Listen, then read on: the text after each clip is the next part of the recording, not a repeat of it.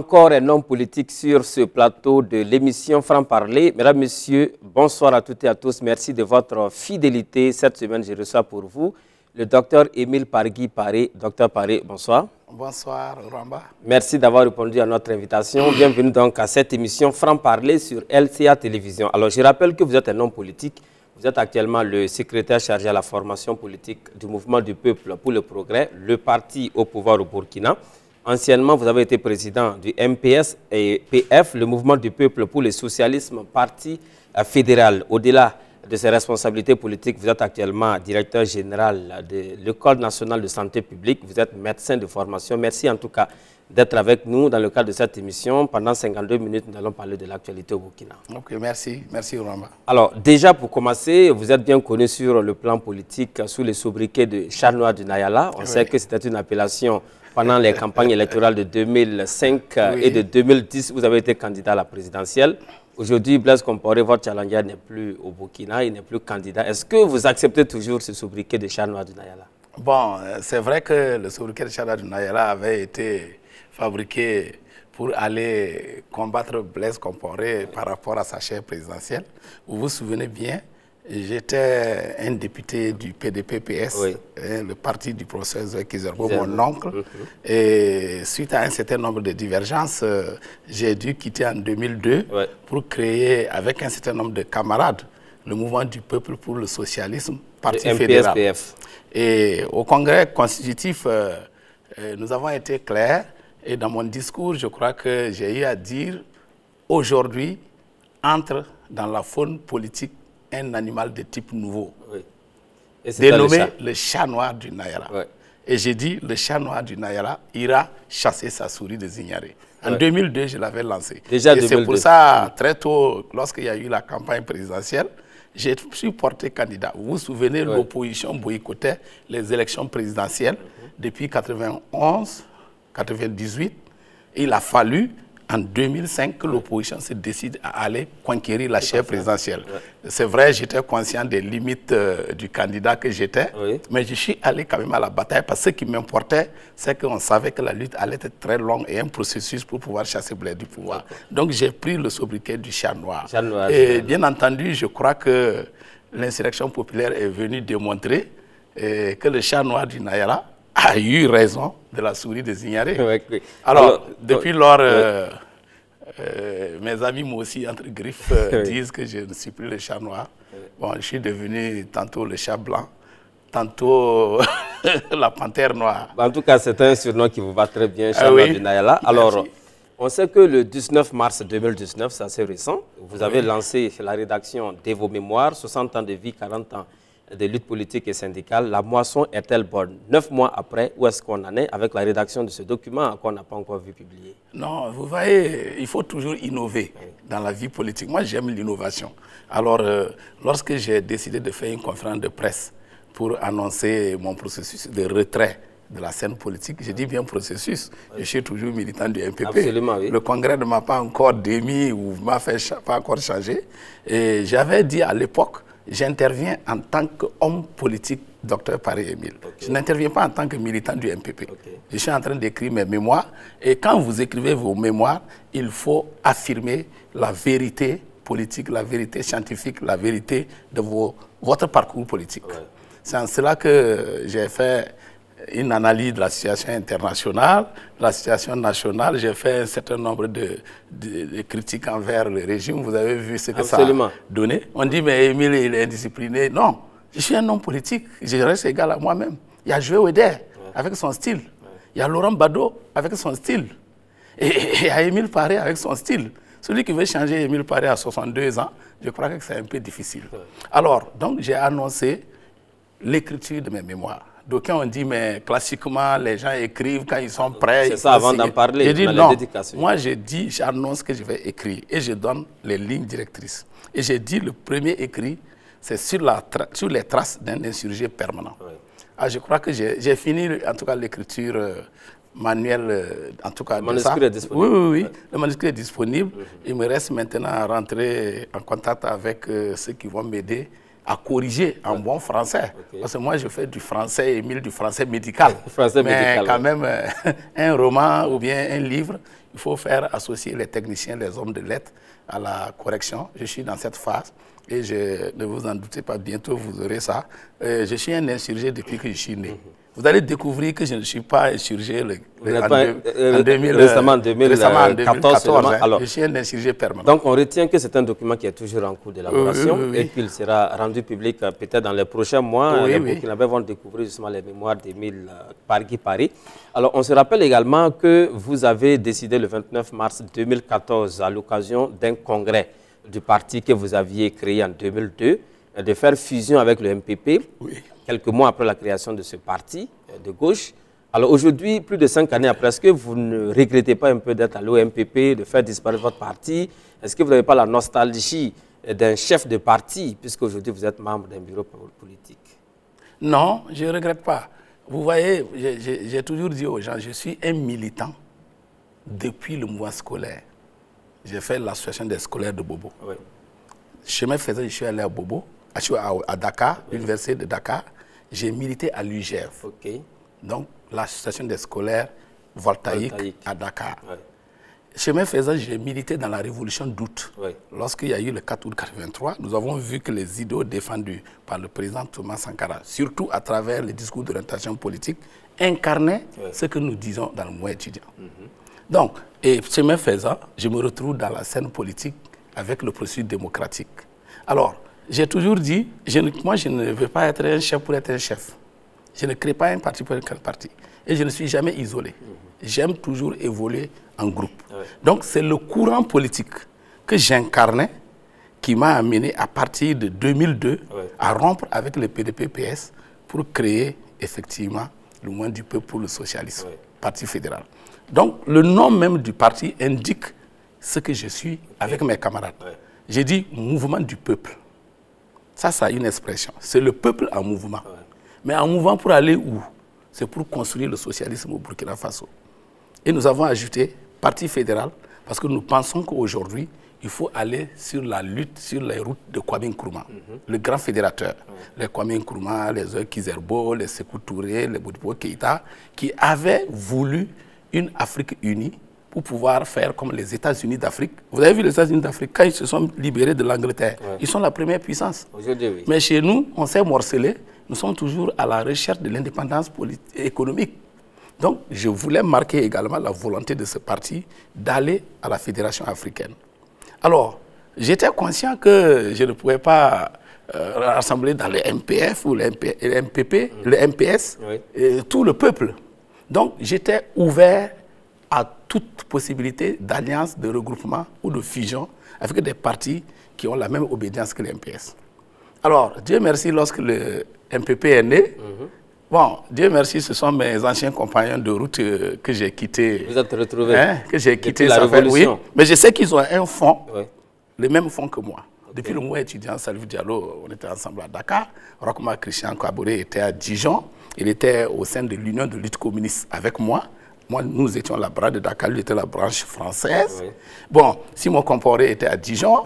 Donc, quand le trio est sorti, mais, ils n'ont pas hésité, ils m'ont contacté. Non, mais ce que je dis... Et quand ils m'ont contacté, je n'ai pas posé de conditionnalité. Tout à fait. La seule conditionnalité que j'ai posée avec eux, nous partons ensemble au congrès, je regarde les statuts, le règlement intérieur, et je regarde la ligne idéologique, la social-démocratie, et le programme politique. Mais ils ne sont pas allés loin par rapport au MPS. Mais moi, c'était le MPS, le mouvement du peuple pour le socialisme. Eux, c'est le mouvement du peuple pour le progrès, parti social-démocrate. Bon, à moins de chercher des poursuites d'écran rasés, ils ont copié mon affaire. Bon, est-ce que vous êtes en train au lieu de les laisser faire la copie, je préfère être dedans pour que l'original là aille dedans. D'accord, on a compris cela. Est-ce que vous êtes en train de nous dire clairement que c'est le MPP qui a fait la démarche vers vous en tant que chef de parti à l'époque? Non, de façon très claire. Lorsque le MPP est né, ils ont clairement dit qu'ils sont prêts à construire un grand parti de gauche, un rassemblement. Je ne suis pas le seul parti qu'ils ont touché. Absolument. Ils ont touché le MPS, ils ont touché le PDC de Sarah, qui a refusé. Ils ont touché la CNP-PSD, la CNDP à l'époque, de Boli Moussa. ils ont touché le parti de Dr Yann Fidel, Oui. ils ont touché près de 12 partis. Ouais. Ils ont touché bien sûr le PAI, le PDS, ils ont touché près de 12 personnes. Il y a 12 partis. Il y a des partis qui ont accepté, il y a des partis qui ont refusé. Et moi, je n'ai pas hésité parce que c'est mes compagnons de lutte. Et ils disent qu'ils regrettent leur passage, en tout cas avec le président Compaoré. Oui. J'ai dit bien, vous êtes revenu me trouver à ma place. On va marcher ensemble. Alors, donc de 2002 jusqu'en 2014, vous étiez un chef de parti. Oui. C'est bien ce que j'ai dit. À partir de 2014, oui. vous avez fait fusion avec le MPP. Votre parti a disparu. Vous n'êtes plus chef de parti. Est-ce que vous n'avez pas régressé un peu? Parce que là, de chef de parti, vous êtes désormais membre d'un bureau politique. Est-ce que, comme on le dit souvent, on préfère quelquefois être la tête de la souris que d'être la queue d'un éléphant? Non, moi j'ai dit que je ne regrette pas. Oui. Avant d'être même le chef du parti MPS, j'étais dans un parti. J'étais au PDP-PS. Oui. C'était le professeur Kizerbo. Tout à fait. Donc ça ne me disait rien. C'est une divergence de ligne qui m'importe. Une divergence de compréhension programmatique qui m'importe.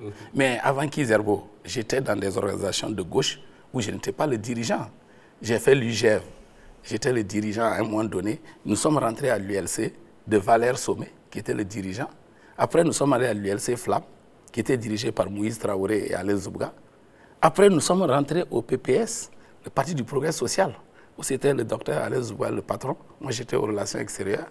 Donc, c'est le PPS qui a fusionné avec le PDP-PS. Je n'étais pas secrétaire à rien, j'étais membre en tant que membre du bureau politique. Donc, je ne peux pas regretter d'être chef de parti. Alors, on a compris cette position. Voilà. Depuis mars 2014, donc, vous êtes un cadre du MPP, l'actuel parti au pouvoir, mais il y a eu quand même du chemin. Avant ces élections, de mars 2014 jusqu'en octobre, il y a eu entre-temps l'insurrection populaire. Vous avez milité dans l'opposition à travers donc, le MPP. À l'époque, le CDP était encore au pouvoir. Il y a eu cette insurrection de fin octobre 2014. Aujourd'hui, vous êtes vu par une certaine opinion publique comme étant le pyromane de l'Assemblée nationale. Est-ce que vous acceptez cela? Bon, vous voulez franc-parler? Oui, franc-parler. Quand vous voulez franc-parler, on va parler franc-parler. Allez-y. Les gens n'aiment pas mon franc-parler, mais moi, je dis ce que je pense, même devant un tribunal. C'est comme si vous êtes un juge et vous parlez. Vous savez bien que le processus insurrectionnel a une longue histoire.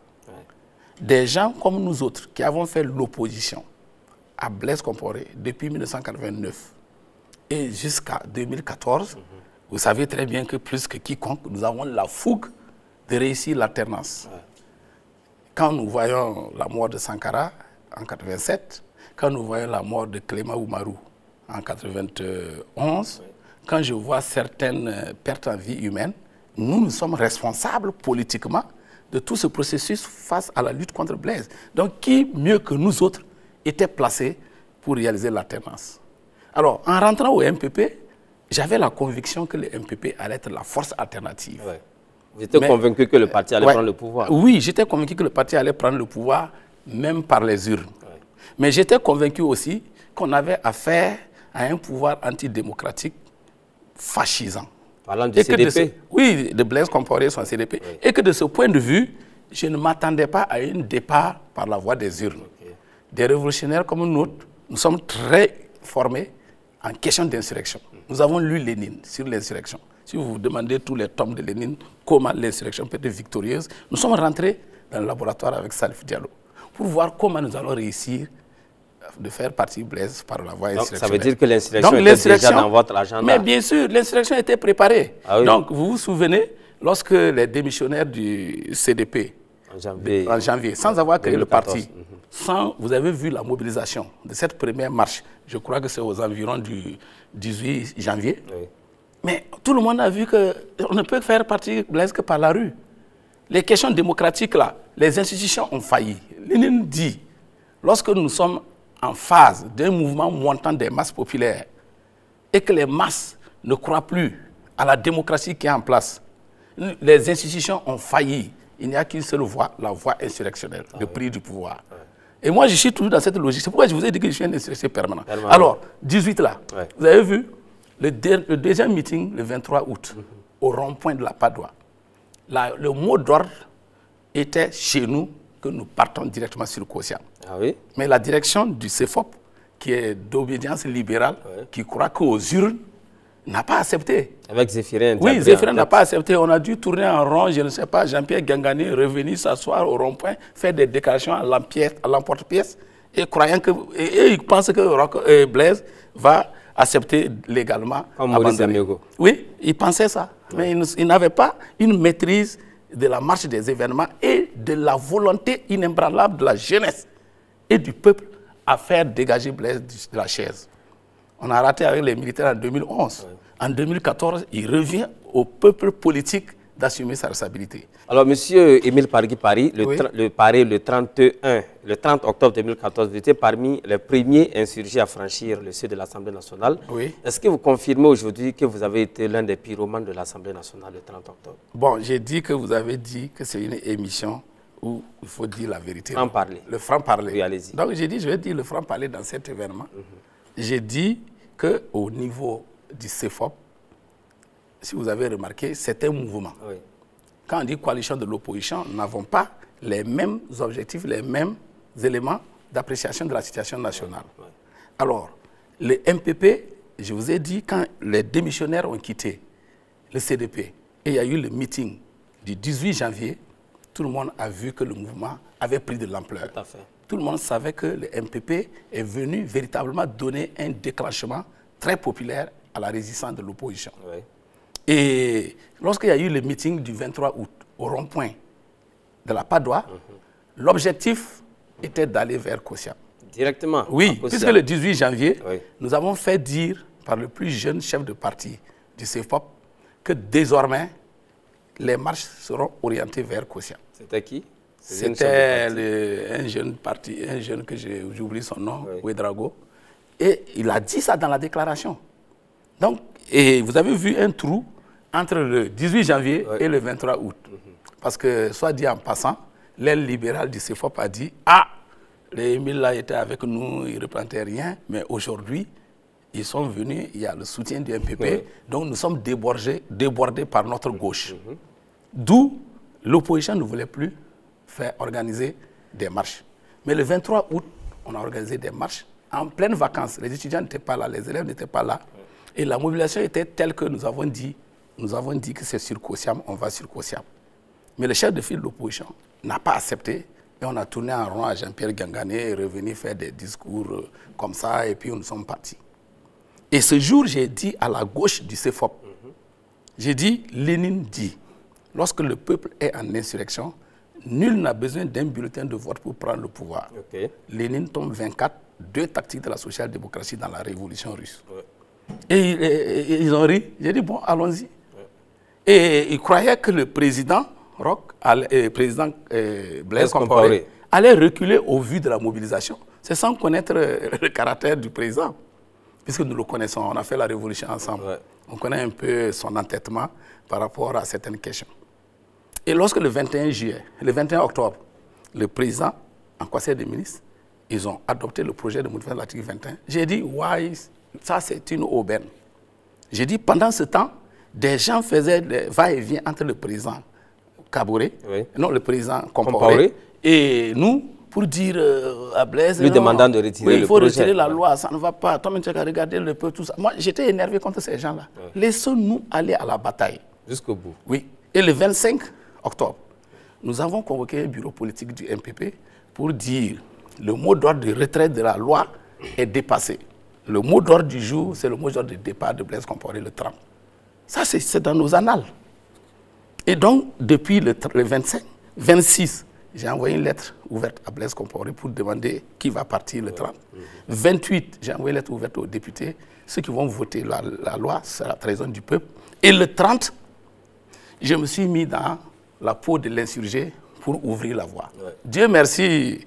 Bon, je n'étais pas armé avec des calaches, avec des quoi, mais j'étais vraiment armé en traditionnel. Moi, j'ai bu l'eau de Yaba, j'ai vu mes ancêtres. C'était donc ça vos armes? Oui, j'ai vu les ancêtres Moussi. Vous savez, moi, je suis partout. Hein. Je suis Moussi, Samo, Gouin, Turcaf. J'ai pris partout.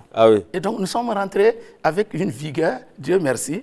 Lorsque nous sommes rentrés, j'ai appelé le chef de file des députés de l'opposition. Qui était déjà dans l'hémicycle. Qui était à l'intérieur, puisque les députés de l'opposition avaient pris un cas encadré par des militaires. Ils sont rentrés. Bon, ils étaient même les premiers parce que le CDP n'avait pas encore fait son entrée. Et j'ai appelé Wali, qui est aujourd'hui conseiller spécial président Kabore, pour des questions politiques et diplomatiques. J'ai dit, mais Wali, il faut dire à nos camarades de sortir. Vous faites quoi dans la salle? J'ai dit, dans 5 minutes, les insurgés, nous allons prendre l'Assemblée. Il n'y a pas vote. Vos gens allaient venir dans 5 minutes. Mais il m'a regardé comme quelqu'un qui vient de Jupiter. Bon, j'ai attendu 10 minutes, il ne sort pas. Si je continue de rester, on va m'arrêter. Puisque les indiscrétions disaient que si je plane pendant 10 minutes, 15 minutes, on va venir m'arrêter. Donc j'ai donné le mot d'ordre à mon front, que j'appelle le front sud de Koulba. Et ils sont rentrés. Et ils ont débordé les forces militaires qui sont là-bas. Et ils m'ont rejoint. Et nous sommes rentrés pacifiquement, chasser les députés. Nos propres députés, on les a protégés. Les autres députés ont estimé qu'ils vont sauter les murs d'Ibril Bassolé. J'ai dit de ne toucher aucun député. Nous ne sommes pas venus pour faire la violence. Nous sommes venus pour empêcher le vote de la loi. Et d'ailleurs, si vous m'avez vu, je me suis assis en tant que nouveau président de l'Assemblée. En tout cas, on a vu ces images. Alors, donc, quand l'Assemblée a brûlé, c'est ça que je dois vous dire. Dites-nous. C'est le front ouest qu'on a pilonné toute la matinée, avec de l'eau chaude, avec des bâtons. On les a repoussés jusqu'à la place de la Nation. Ce front est venu avec violence. Et c'est ce front qui a mis le feu à l'Assemblée. Moi-même, j'étais à l'intérieur de l'hémicycle quand on a mis le feu. D'autres de mes militants étaient en haut. Ils ont dû sauter par les vitres parce qu'ils ne pouvaient plus descendre puisque le bas de l'Assemblée était à feu. Mais moi, comme j'étais à l'hémicycle, je suis sorti. Mais j'assume en tant que dirigeant, en tant que leader que tout le monde a vu dans le monde entier, qui est rentré à l'Assemblée, j'assume les conséquences de la lutte. Mais vous êtes en train de vous présenter vous-même comme étant un chef rebelle sous l'insurrection. Oui. Est-ce que vous assumez cela, chef rebelle? Non, le mot rebelle, ça dépend de chacun. C'est ceux qui me considèrent. Chef révolutionnaire. Moi, je suis un révolutionnaire marxiste-léniniste. Non, non, les gens ne savent pas. Je n'ai jamais changé. Je suis un communiste clair et dur.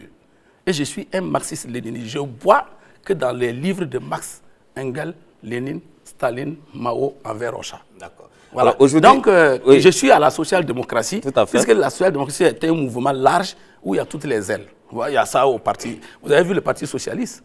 Il y avait les mitterrandistes, il y avait les rocardiens, il y avait les jospénistes. Donc, il faut admettre ça dans un mouvement politique. Moi, je suis l'aile gauche du MPP. Alors, est-ce qu'avec de tels propos, Émile Paré n'est pas inquiété, pensant au jour justement où on aura besoin d'entendre devant la justice et tous les auteurs et les complices de cette insurrection, parce qu'il y a quand même eu des dégâts pendant l'insurrection, il y a les dossiers qui ont cours. Est-ce que vous n'êtes pas inquiété? Ramba, l'insurrection populaire au Burkina Faso est l'insurrection la plus historique que le monde ait connue. Et ça ne doit pas échapper à la justice? Non, non, j'arrive. C'est l'insurrection la plus historique que le monde entier a connu. Voilà une insurrection qui n'a été contestée par qui que ce soit. Ni la communauté nationale, ni la communauté régionale, ni la communauté internationale. Ça, c'est un. Deuxièmement, prenez l'histoire de toutes les insurrections de ce genre. L'insurrection du 3 janvier 1966, c'est Ouaga seulement. L'insurrection de 2014, du 30 octobre 2014. Tous les villages se sont insurgés. Tous les villages, toutes les villes, toutes les communes ont marché. Vous êtes d'accord?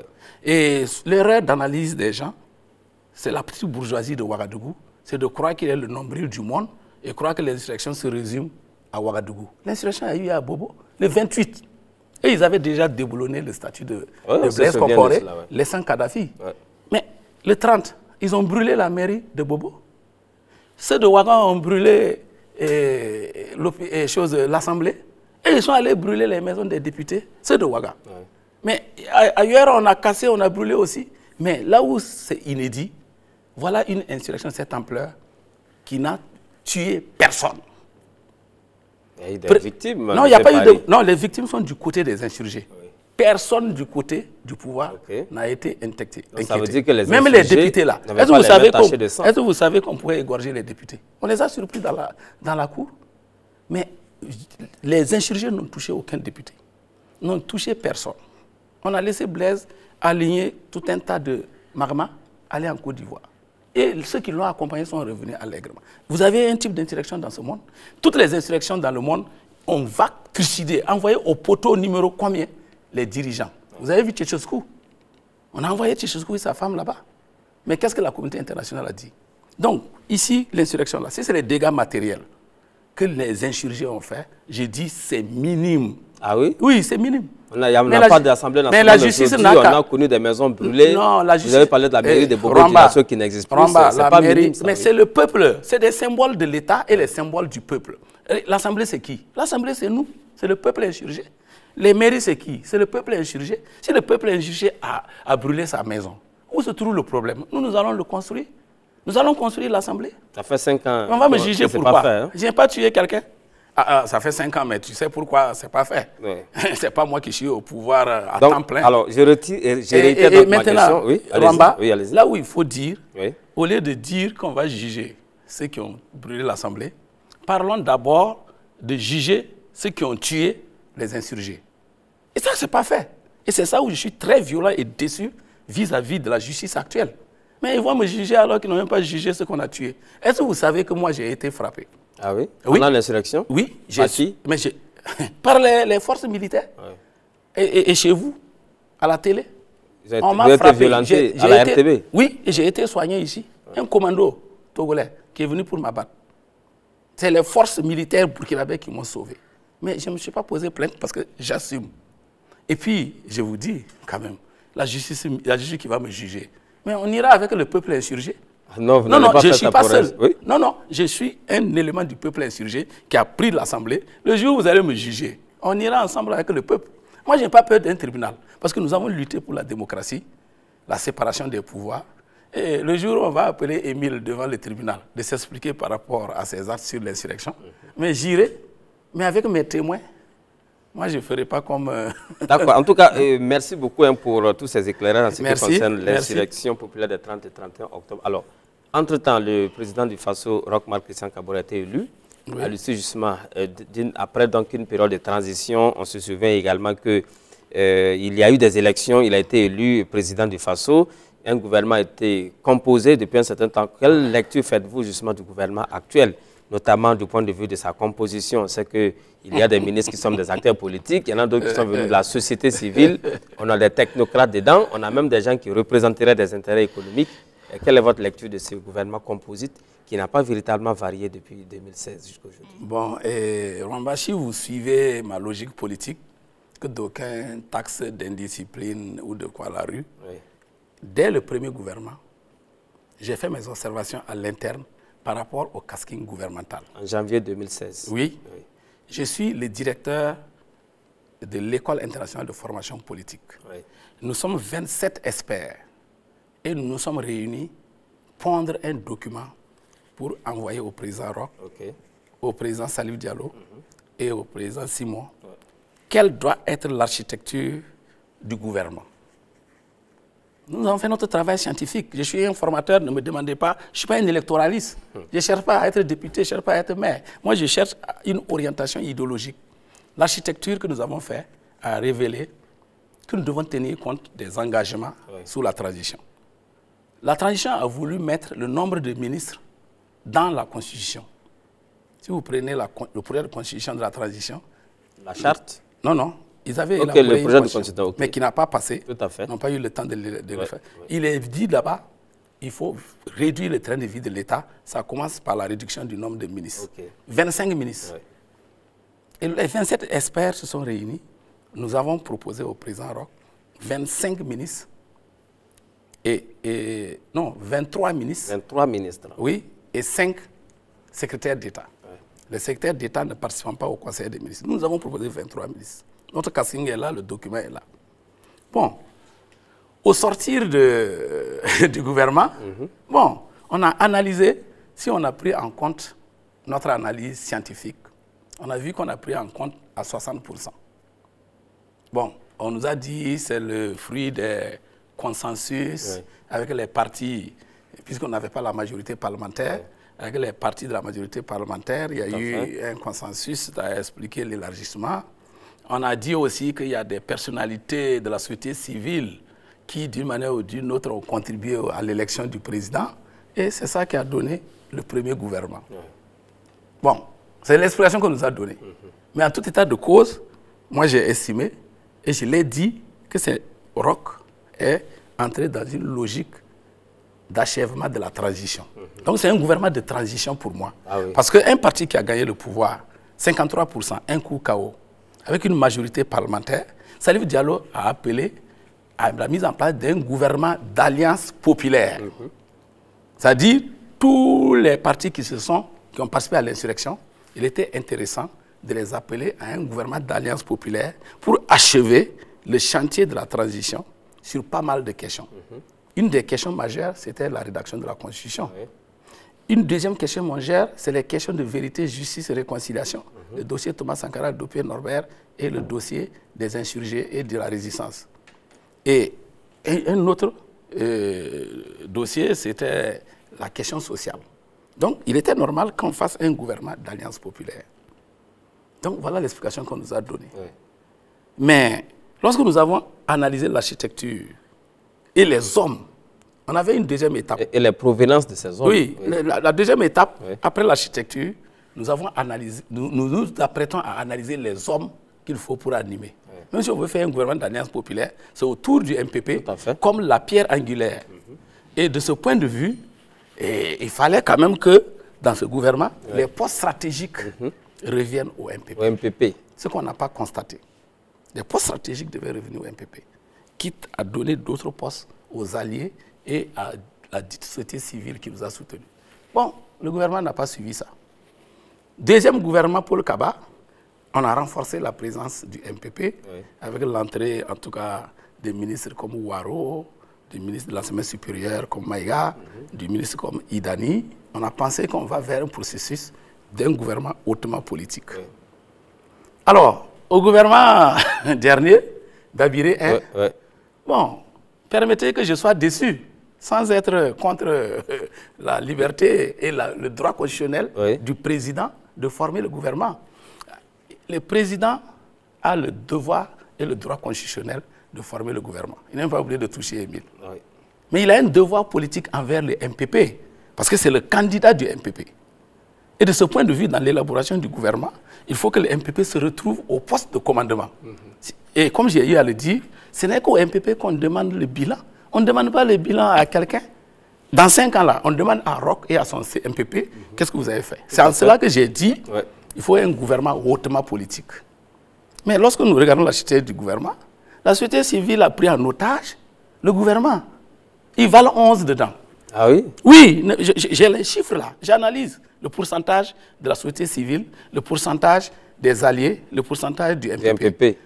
J'analyse tous les gouvernements. Moi, 11 membres du gouvernement. Moi, je fais sciences politiques. J'analyse et l'architecture, et les hommes, et la position des hommes politiques. Mais prenez les postes clés. Ministre de la Défense, c'est la société civile. Est-ce que je mens? Ministre de la Sécurité, c'est la société civile. Votre lutte contre le terrorisme est dans les mains de la société civile. Ne demandez pas à moi, Émile, de rendre compte. Le ministre porte-parole du gouvernement, mon ami Rémi Djandjinou, que je l'aime. J'ai dit à Rémi Djandjinou, je t'aime journaliste. Je ne t'aime pas ministre de la communication. Ah oui? Oui, oui, j'ai dit ça. J'ai dit à Rémi, c'est mon ami. Ministre de la communication, porte-parole du gouvernement. Le porte-parole du gouvernement doit sortir du MPP quand même. Mais il fait bien son travail. Non, je n'ai pas dit qu'il ne fait pas bien. Il n'est pas un MPP. C'est ça mon problème. Moi, je veux aller aux élections. Je veux gagner des élections. Je veux des résultats. Vous voulez renouveler le mandat du président? Mais oui, on va renouveler le mandat du président. S'il continue dans un gouvernement d'union nationale, c'est lui qui répond. Moi, il ne répond pas. Le ministre de la fonction publique, c'est très important, et des réformes institutionnelles. C'est la société civile. Ou bien? Mais je pouvais ajouter le ministre des Finances, actuellement qui est MPP, mais le ministre du budget. Le budget au maître de la société civile. À toi, je ne le connais pas. Hein? Et bon, Dieu merci, il y a des gens de la société civile qui ont glissé au MPP, Alpha Bari. Sinon, au début, ministre des Affaires étrangères, la société civile. Mais les MPP, j'ai toujours dit aux gens, ce gouvernement-là, c'est encore un gouvernement de transition. Je comprends bien les préoccupations du président Roch. Et il a le terrorisme, il a la France sociale. Il pense qu'il faut ouvrir. Même l'opposition veut rentrer dedans. Bon, j'ai toujours dit, le gouvernement, pour un président, le président a au moins 50 personnes dans la main. C'est comme un match de football. Le classement est clair. Bon, le capitaine et l'entraîneur veulent classer un gouvernement défensif et une équipe défensive. Bon, on lui donne le droit. Nous voulons une équipe offensive. Bon, il estime que ce n'est pas le cas, c'est son droit légitime, mais qu'il me permette aussi de dire que je veux un gouvernement hautement politique. Là, c'est compris. Mais est-ce que vous ne pensez pas que le président Roch Marc Christian Kaboré, s'il a besoin de résultats à la fin de son mandat, il est nécessaire également qu'il travaille avec des technocrates, c'est-à-dire des gens qui sont capables de faire le travail sans tenir compte forcément de la couleur politique. Parce que c'est le même résultat pour vous. L'essentiel, c'est d'avoir des résultats. Et pour défendre le mandat, et chercher donc son renouvellement. Ramba, j'ai dit je suis un militant formé. Hein? J'ai accepté de faire la politique. Tout à fait. Je donne le droit aux autres aussi de ne pas faire la politique. Mais qu'est-ce qu'un parti politique et le rôle d'un parti politique? Le rôle d'un parti politique, l'article 13 de la Constitution dit, c'est l'animation de la vie politique et la compétition aux élections. Tout à fait. Et donc, s'il compétit, il doit gérer le pouvoir d'État. Maintenant, sa façon de gérer le pouvoir d'État, il peut le gérer seul, il peut le gérer en alliance, il peut faire appel à des technocrates et à la société civile. Donc, le principe, je ne suis pas content et je ne suis pas contre. Bon, ici, le président Roch a choisi de gérer avec la société civile et avec des alliés où le MPP a la portion congrue. Bon, c'est un choix. Peut-être que lui-même, il reprend le MPP avec son premier ministre, il dit que ça suffit. Mais moi, j'ai dit, si j'ai le choix, je monte avec un gouvernement hautement politique. Ça veut dire quoi? Que les postes stratégiques de commande de l'État, affaires étrangères, défense, sécurité, administration territoriale, porte-parole du gouvernement, finances, doivent être maîtrisés par le parti qui a remporté le pouvoir. Et c'est ce parti à qui le peuple a confié sa destinée. Maintenant, si on fait des alliances, je suis là. Par exemple, si vous partez au Sénégal, Sidiki Kaba, c'était la société civile. Mais la société civile, ce n'est pas la défense, ce n'est pas la sécurité, ce n'est pas aux affaires étrangères, ce n'est pas le porte-parole. La société civile, vous savez, c'est où? C'est les droits humains. Ah oui? Oui, même René Bagoro n'est pas du MPP. Mais est-ce que je me plains? La société civile, c'est les droits humains, c'est les questions sociales, c'est les questions syndicales, c'est-à-dire les fonctionnaires. Mais les commandes de l'économie et du pouvoir. Le pouvoir, il y a trois. Le pouvoir, vous savez combien de pieds le pouvoir a? Dites-nous. Hein? Le pouvoir, c'est l'administration. Sinon, tu n'as pas le pouvoir.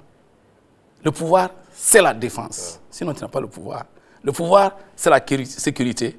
Le pouvoir, c'est les finances. Et le pouvoir, c'est les relations internationales. Oui, oui, ces 5 postes-là, on ne discute pas avec quelqu'un.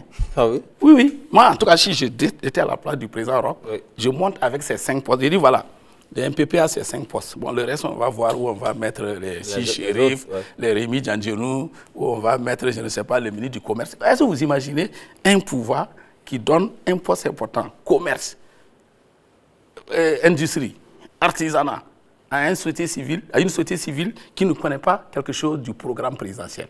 La preuve, à Bobo, le ministre du Commerce dit que lui va écrire un plan d'industrialisation. Mais c'est quel plan qu'il peut écrire en dehors du plan que le MPP a écrit, en dehors qui existe déjà? Oui, le programme du président Roch a tout écrit. C'est quel plan que lui veut écrire? Tout simplement parce qu'il ne veut pas aller sur le programme du président Roch. Il veut faire du matu-vu. Donc, de ce point, je donne des exemples. Tous ces hommes de la société civile, nous avons lutté ensemble, hein, à l'opposition. Nous avons lutté ensemble dans la société civile. Je n'ai rien contre eux. Mais j'ai dit, dans une démocratie normale, l'opposition s'oppose. La majorité gouverne. La société civile est là au milieu pour taper le gong. La société civile, sa place n'est pas dans le gouvernement, sauf en temps de crise, sauf en temps de transition, sauf en temps de guerre. Alors, finalement... Non, moi c'est mon option. Sinon, je n'ai rien contre eux. On a compris, c'est là. Peut-être une question pour terminer sur cet aspect-là. Oui. Quelle lecture faites-vous? Vous avez dit franc-parler. Oui, franc-parler, on va tout dire sur ce plateau.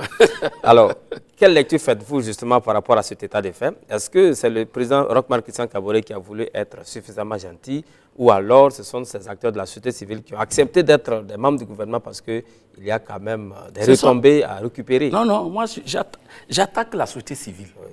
Mais écoutez... Il aurait fallu refuser écoutez, ou pas? Nous avons fait un large front pour renverser le pouvoir de Blaise Compaoré. Et aussitôt, nous avons dit on va mettre un gouvernement de transition pour aller aux élections. Et pour cela, nous avons donné le leadership à la société civile. Le président Kafando, société civile. Le premier ministre Zida, c'était les militaires. le président de l'Assemblée, Chérif, que j'aime bien, civil, et la majorité de l'Assemblée, c'était la société civile. La transition. Ouais. Mais ils ont fait une transition, bon, chacun a ses critiques, mais ils nous ont amenés à des élections libres, équitables et transparentes où le MPP a remporté. Mais pourquoi continuer avec la société civile? Même si le président Roch leur propose un poste, ils doivent refuser. Ah oui. Oui, oui, il faut être courageux dans cette vie-là. Moi, Blaise m'a proposé 2 fois d'être ministre de la Santé. Vous avez refusé? Non, j'ai dit sauf que vous n'étiez pas de la société civile, mais de l'opposition. Oui, mais j'ai dit au président que moi, je suis contre toi, je vais te combattre tant que tu vas continuer comme ça. Mais la société civile doit rester société civile. Aujourd'hui, si Chérif était président de l'Assemblée au titre de la CEP, mais où est sa CEP? Où est sa CEP? Sur la transition. Rémi Djandjenou, carton rouge, carton bleu, je l'aimais bien. Où est-il? Bon, le ballet citoyen. Oui. Avec le ministre de la Justice, oui. Avec mon ami et jeune frère, ministre de l'Industrie du Commerce. Où sont-ils dans la société civile? Et ce qui se passe, vous allez voir dans les mois à venir, ils vont créer des mouvements encore de la société civile pour venir mettre le MPP au dernier plan et puis pour soutenir Roch. Est-ce que vous pensez puis créer la confusion? C'est une menace pour le MPP en ce moment? Ah oui, la société civile est une menace pour le MPP. La société civile est une menace pour le MPP. Je vous dis, la société civile est une menace pour le MPP. À une année des élections. Nous sommes en train de rouler et de glisser insidieusement vers ce que Blaise a fait, avec sa FEDABC. Ah oui? Oui, oui. Est-ce que vous voyez actuellement là? Les mois de la société civile qui sont là, je soutiens Roch, je soutiens Roch. C'est la FEDABC bis, au détriment du parti. Et je vous dis que ça ne passera pas avec moi. Ah oui. Je dis que le MPP va s'insurger et être contre toute cette société civile qui est là que je soutiens Roch. Si tu soutiens Roch là, il faut venir au MPP. Un point, un trait. Si tu soutiens Roch là, il faut être dans un parti allié. Là, le jeu est clair. Mais la confusion du jeu politique, très dangereux pour un peuple. Une société civile qui soutient Roch, mais écoutez-la. La société civile n'est pas là pour participer aux élections avec un candidat d'un parti. La société civile, si vous avez remarqué le code électoral, nous avons admis les candidatures indépendantes. Si l'NDBHP veut présenter un candidat, il présente son candidat. Si une société civile veut présenter un candidat, c'est ça l'ouverture du jeu politique à la société civile, à la citoyenneté. Mais vous ne pouvez pas être là, créer des mouvements de la société civile, dire je soutiens tel candidat, tel président, tel quoi. Blaise l'a fait, il a échoué. Mais est-ce que moi, je ne veux pas que Roch échoue. Est-ce que vous aurez été content si on avait une société civile qui était farouchement opposée au pouvoir de Roch Marc Christian Kabore aujourd'hui, comme vous êtes en train de dire? Est-ce que ce n'était pas un danger également de notre côté? On l'a vu sous le régime de Blaise Compaoré. Attention. Il y avait une société civile également forte qui était très critique jusqu'en 2014 et ce qui a contribué justement à l'insurrection. Mais non, mais la société civile aujourd'hui forte opposée à la politique du président est là. Oui. La CGTB est là. Ah oui. Les syndicats sont là. Là, c'est les syndicats. Oui, là, c'est une société civile assez forte. Oui. Mais la société civile, Association pour le développement de Zignaré, Association pour le développement de Zorgo ou de Yaba, et je soutiens Roch, cette société civile n'apporte rien. Je vous dis la vérité. Roch n'a qu'à croire à la capacité de son MPP à prendre et à conserver le pouvoir et à l'accompagner pour son deuxième mandat. S'il fait l'erreur de ne pas croire à cela, et il va aller s'encoquiner avec des gens qui lui amènent du monde. Oui, je suis allé mobiliser à Bobo, et je suis allé mobiliser à Yaba. Je vous dis, cette société civile crée la confusion politique. Mais et le président va penser que c'est celui qui l'a élu. Est-ce que votre crainte ici, Émile Paré, ce n'est pas que lorsque va sonner l'heure de la remobilisation des troupes pour les élections de 2020, on ne voit pas au rendez-vous cette société civile parce qu'au moins il faut mouiller le maillot pour faire réélire le président, on ne le verra pas. Est-ce que ce n'est pas ce que vous craignez? Non, moi, je vous dis, je suis un homme politique militant, dit éclairé, responsable d'un centre de formation. Ce que j'enseigne là-bas, l'opposition doit se poser. Dans une démocratie normale, parce qu'on estime que nous ne sommes pas en crise, à moins que vous nous déclariez que nous sommes en crise permanente. Dans une démocratie normale, le gouvernement gouverne, l'opposition s'oppose, la société civile est là, tapée sur le gond, soutenir les actions positives du gouvernement, critiquer ses actions négatives et qui peuvent se retrouver à un moment donné avec l'opposition. C'est ça le rôle de la société civile. On ne doit pas mettre le pied dans l'exécutif. Non, faire quoi? Mais je ne sais pas, tu crées une société civile. L'objectif de la société civile, c'est quoi? Si je crée l'association pour la défense des animaux, je fais quoi au gouvernement? Je soutiendrai, par exemple, le gouvernement, le candidat, qui va écrire dans son programme une bonne politique en faveur des animaux. C'est ça. Par exemple, si j'ai une association des Verts, je soutiendrai peut-être les Verts ou je soutiendrai un candidat qui a une bonne politique des Verts. Mais je ne rentre pas dans le gouvernement. Pour faire quoi? D'accord. C'est les partis politiques qui animent. On est un peu pris par le temps dans le courant de cette émission. Le temps court très vite. On va parler d'autres sujets parce que tout n'est pas politique. Oui. Nous vivons depuis un certain temps dans un pays où il y a la menace terroriste, il y a une certaine insécurité. Alors en quelques mots, quelle lecture faites-vous justement de cet état de fait avec des attaques terroristes à répétition, à n'en pas finir, même s'il y a quand même des résultats engrangés par les forces de défense et de sécurité? Bon, on constate que ce phénomène du terrorisme, je ne dis pas que c'est né. Ouais. Ça a pris de l'ampleur depuis la prise du pouvoir par le MPP et et le président Roch. Tout à fait. Tout le monde sait ça. Oui. On constate également que depuis ce temps-là, ça n'a fait que monter en puissance. Oui. On n'a pas vu véritablement une flèche qui dit que le terrorisme régresse. Oui. Et nous avons vu la mort tout récemment des 34 miniers. Oui. On a vu tout de suite la mort de nos camarades et braves soldats nigériens. Oui. Donc, il y a une recrudescence. Oui. Et nous avons constaté que ça s'est étendu également. Oui. C'est pour ça l'Europe ou la France a mis tout le Burkina en rouge et orange. Oui. Voilà. Donc, on constate. Alors, le problème qui est là, souvent, on accuse à tort le président Roch, on accuse à tort le Burkina Faso d'avoir une politique d'incapacité à contrer le terrorisme. Or, il faut partir aux causes du terrorisme et au soutien du terrorisme. Ils vous ont donné des causes, que moi je ne dis pas lointaines, immédiates. La crise libyenne, c'est qui? C'est la France, l'Occident. Non, c'est la France sous le mandat de l'ONU qui est allé tuer le président Kadhafi comme un chien.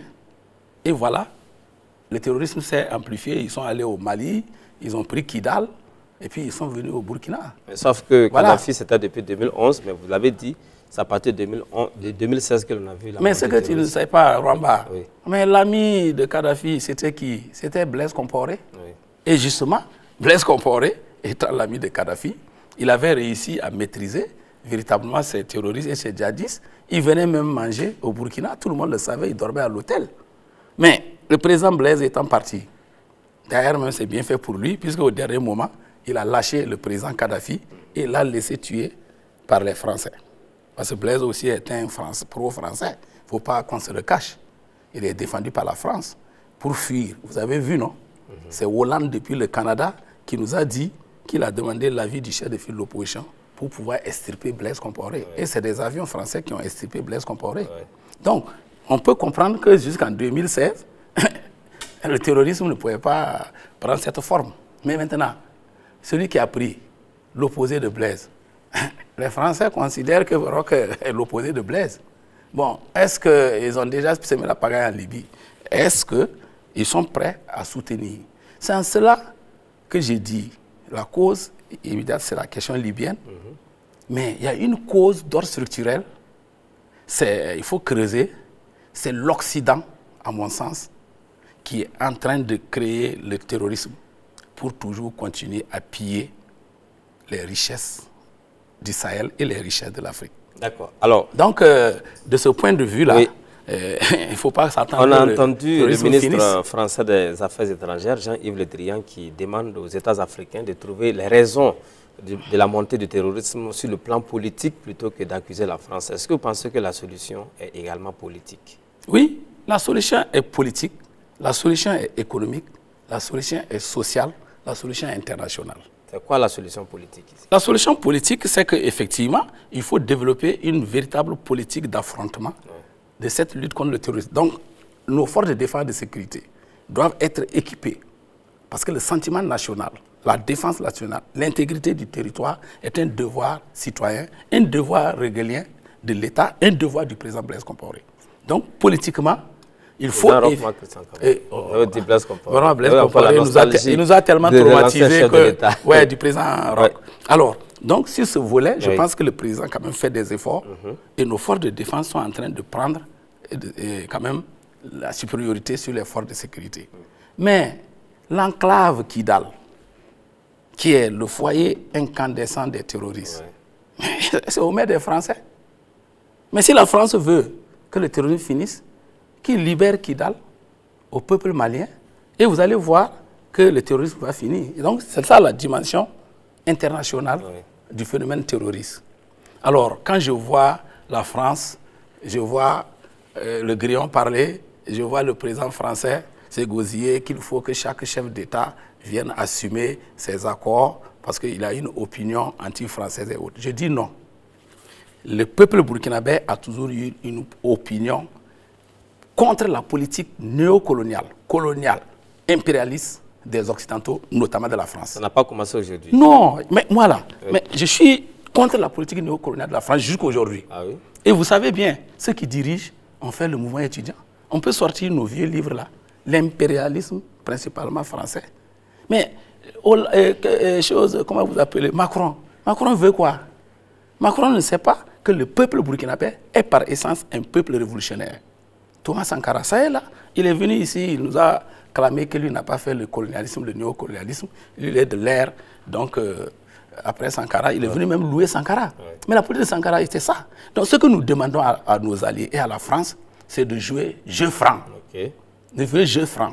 Jeu franc, c'est quoi? Nous sommes contre une politique impérialiste, nous sommes contre une politique néocoloniale. Mais c'est pas. Et puis, je vous dis que nous sommes en démocratie. Le président Roch ne peut pas formater l'opinion publique burkinabé. Mais si vous partez en France, est-ce que le président Macron maîtrise l'opinion publique française? Mais c'est jaune en quoi là? C'est gilet en jaune. Il les contrôle, mais il parle. Il y a une opinion française qui est contre la politique française au Sahel. Absolument. Ça, c'est lu dans tous les journaux français. Donc, je ne vois pas pourquoi c'est un événement qu'une opinion africaine, qu'une opinion sahélienne, qu'une opinion burkinabé soit contre la politique française au Sahel. Parce qu'on estime que la grande France a les moyens pour stopper le terrorisme. Et elle ne le fait pas. Seulement, je vais vous dire une chose. Chaque président français a son péché mignon France-Afrique. A commencé par De Gaulle. De Gaulle a dit, la France n'a pas d'amis, la France a des intérêts. Après De Gaulle, Valéry Giscard d'Estaing a transformé l'Afrique, notamment la Centrafrique, en une brousse où il partait chasser comme il veut des lions et des quoi, et il venait. Mais Mitterrand, il a eu son péché mignon. C'est sous Mitterrand que le président révolutionnaire Thomas Sankara a été tué. Et il y a des pistes qui incriminent une partie de la France. Jacques Chirac. Jacques Chirac est venu avec son péché mignon que l'Afrique n'est pas mûre pour la démocratie. Ou bien, alors, comment ça s'appelle? Sarkozy. Sarkozy est venu avec son péché mignon que l'homme noir, depuis Dakar, n'est pas rentré dans l'histoire. Et il est allé, deuxième péché noir, bombarder comme un chien la Libye. Sarkozy. François Hollande. François Hollande, son péché mignon, c'est que lui, c'est un socialiste. C'était un de nos partenaires très invertés. François Hollande était contre, véritablement, en tout cas, la politique néocoloniale. Mais très vite, l'homme de la rupture. Oui, l'homme de la rupture. Mais très vite, il s'est rangé sous la pression des lobbies français et qui ont fait qu'il n'a pas pu faire la rupture. Et lui-même, il a été conséquent en démissionnant. Bon, Macron est arrivé. Nous avons salué le fait qu'autour de Macron, il y avait des Africains. Il y a même ma sœur, Tenya, qui est députée à l'Assemblée française et qui était du parti de Macron. Donc, on a salué son ouverture vers l'Afrique, vers les Noirs. Il est venu ici, dans son discours de Ouagadougou, on a salué le fait qu'il a un peu magnifié Thomas Sankara. Mais lui aussi, il vient de faire son péché mignon en convoquant comme des enfants les chefs d'État à Pau pour qu'ils s'assument par rapport à leur opinion. Et aucun chef d'État ne peut aller à Pau et dire « moi, je peux contrôler mon opinion politique, mon opinion publique ». Alors là, il n'y a plus de démocratie. L'opinion est libre de se prononcer sur la politique française. Elle est libre de s'exprimer. Elle est libre de parler. Il y en a qui disent même retrait des forces françaises. Il y en a qui disent la France n'a qu'à clarifier sa position. Un pied dehors, un pied dedans. Parce qu'on a des éléments. Il y en a qui disent, bon, sans la France, on n'est rien. Mais c'est une opinion plurielle. Et les chefs d'État n'ont qu'à aller à Pau. Ils s'en vont perdre leur temps. Qu'est-ce qu'ils peuvent aller dire par rapport à l'opinion burkinabé? Moi, Roch va aller dire quoi par rapport à moi? Moi, j'ai ma position. À moins de me mettre en prison. D'accord. Alors donc, je pense que la politique française est toujours néocoloniale. D'accord. Et vous dénoncez cela? Oui. C'est pour ça que Macron les convoque comme des enfants. On va terminer l'émission sur le franc CFA. En quelques mots, c'est vrai que c'est peut-être un élément de colonisation, de néocolonisation qui est toujours en cours. Quelle est votre position là-dessus. Vous voyez, nous avons acquis les indépendances politiques. Lâcher la monnaie. Oui, nous avons acquis les indépendances politiques en 1960. Okay. Certains ont dit que la France a donné. Non, c'est un processus historique de lutte. C'est la fin qui a été... La France est précipitée donnée. Oui. D'autres par les armes comme l'Algérie. Mais l'indépendance politique, c'est une indépendance juridique. Oui. Nous sommes là, voltaïque en tant qu'État, on a notre drapeau, on a nos institutions en tant que drapeau. Mais on n'avait pas l'indépendance économique. L'indépendance économique passe par l'indépendance monétaire. Oui. La rupture avec la France, avec le trésor français, exige que nous abandonnons le franc CFA, qui est un franc colonial, pour l'éco, qui est un franc africain, un franc de la CEDEAO. Moi, ma position est très claire, je suis anti-franc CFA. Voilà. D'accord, merci beaucoup, Dr Emile Pargui-Paré. Je rappelle aux téléspectateurs que vous êtes un homme politique, secrétaire chargé à la formation du MPP. Vous avez bien voulu répondre à notre invitation. Il était prévu de parler justement de la santé. Le temps nous a manqué en tout cas. Et merci d'être passé sur ce plateau. On aura une autre occasion. D'autres occasions, on espère en tout cas compter sur vous, même si on sait que ce n'est pas facile de vous mettre la main dessus. Mesdames, Messieurs, merci à vous également qui nous avez suivis. C'était l'émission Franc Parler avec comme invité Dr Emile Pargui-Paré. Il est du MPP. Il était avec nous dans le cadre de cette émission. Excellente suite de programme sur les antennes de LCA, la chaîne au cœur de l'Afrique. On se retrouve la semaine prochaine avec un nouvel invité. Merci, Rwamba.